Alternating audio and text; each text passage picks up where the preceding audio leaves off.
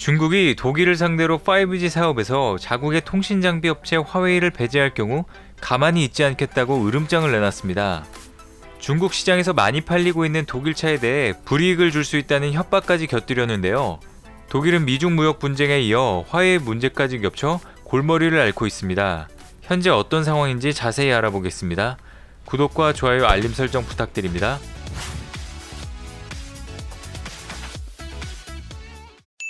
안녕하세요. 세상 모든 잡다한 지식을 알려드리는 잡슈광입니다.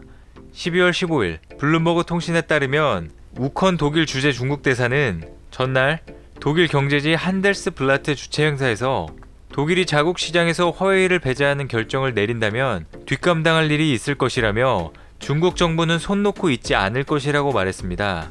그러면서 우 대사는 지난해 중국에서 팔린 자동차 2,800만 대 중 4분의 1이 독일차였다고 강조했습니다. 폭스바겐, 벤츠 등 독일차 업체는 중국에서 합작법인을 세워 차를 생산 판매하고 있으며 외국 차 업체 중에선 점유율이 가장 높습니다.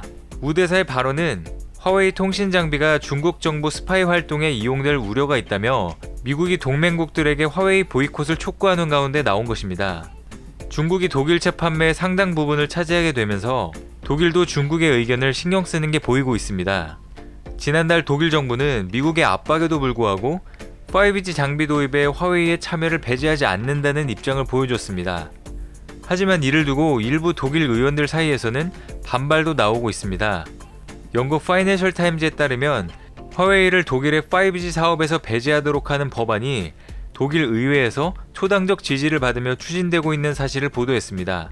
해당 법안을 마련한 의원들은 독일 정부는 신뢰할 수 없는 5G 장비 업체들을 배제할 수 있어야 한다고 주장하고 있는데요. 독일 정부는 지난 10월 화웨이를 자국의 5G 인프라 구축 사업에서 배제하지 않겠다는 공식 입장을 내놨지만 의회에서는 이에 반대하는 의원이 훨씬 많은 것으로 전해졌습니다. 최근 독일 3대 이동통신사 중 한 곳인 텔레포니카가 화웨이를 통해 5G 인프라 구축에 나서겠다고 발표한 것이 이 법안 추진의 단초를 제공했습니다. 텔레포니카는 지난 12일 화웨이와 네트워크 장비 계약을 맺었다고 발표한 것인데요. 독일 주요 통신사가 화웨이의 5G 장비 사용을 공식 결정한 첫 사례였습니다. 잘못된 선택을 한 게 아닌가 싶은데요. 전문가들은 이런 뒷배경에는 중국 정부의 은밀한 거래가 이루어졌다고 추측하고 있습니다. 심지어 덴마크에서는 중국이 무역을 조건으로 화웨이 구축을 협박한 사실이 공개돼 충격을 안겨주었는데요. 중국 당국이 덴마크령 페로 제도에 자유무역을 조건으로 화웨이 5G 통신망 구축 사업을 강요하고 협박한 사실이 담긴 음성 녹음이 공개돼 각국의 비난이 쏟아지고 있습니다.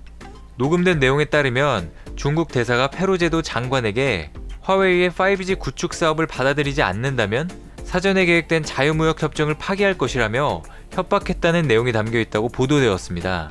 화웨이와 중국 당국은 이와 관련해 사실무근이라고 반박했습니다. 중국은 오래전부터 화웨이와 정부 사이에 아무런 관계가 없다며 민간 기업임을 강조해왔지만 이번 협박 사건으로 인해 중국 정부와 화웨이 간의 밀접한 관계에 대한 진실이 명백히 드러났다고 비난했습니다.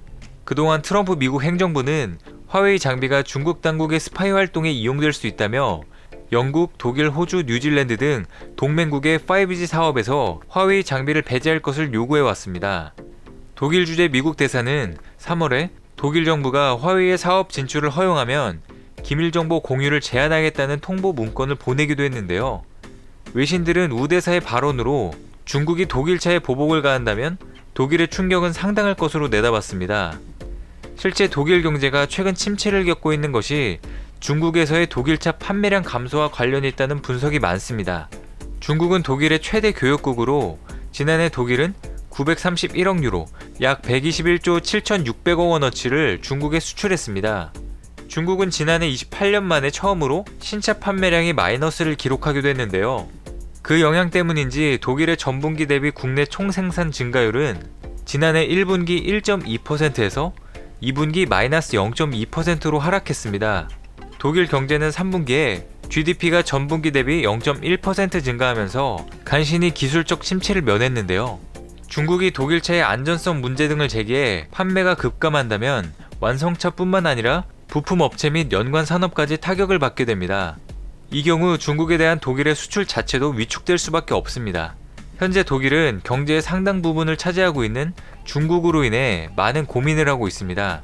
추후 국가 안보에 큰 문제가 생기기 전에 빠른 결단이 필요할 것으로 보고 있습니다. 과연 앞으로 독일이 어떤 현명한 선택을 할 것인지 귀추가 주목되고 있습니다. 오늘 준비한 소식은 여기까지입니다. 앞으로도 전 세계에 벌어지는 잡다한 이슈와 지식들을 재미있고 정확하게 정리해서 전달드리겠습니다. 시청해주셔서 감사합니다.